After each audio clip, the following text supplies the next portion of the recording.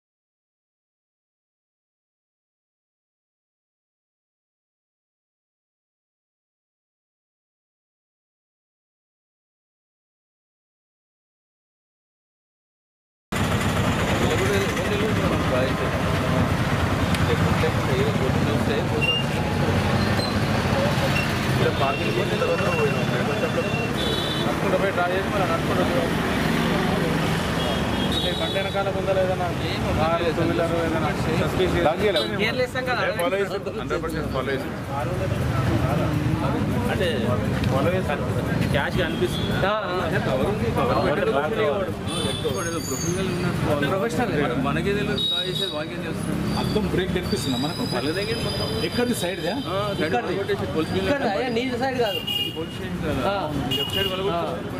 Side పెట్టినావు ఈ సీట్లో పెట్టినావు మెడికల్ షాప్ దగ్గర పెట్టినా బండి మళ్ళీ కూడా పోయి తీసుకుని పైన యూటర్న్ తీసుకుని పోలీస్ స్టేషన్ దగ్గర స్వీట్ హౌస్ ఉంది కదా అక్కడ ఆపి స్వీట్ తీసుకొని వచ్చి 4-5 మినిట్స్లో బ్రేక్ చేసిండు డోర్ బ్రేక్ చేసేసి అద్దం మొదలు కొట్టి క్యాష్ ఎంత ఉంది sir cash 10 lakhs.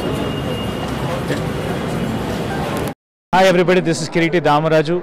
Like, share and subscribe to Saira TV. Oh, Saira!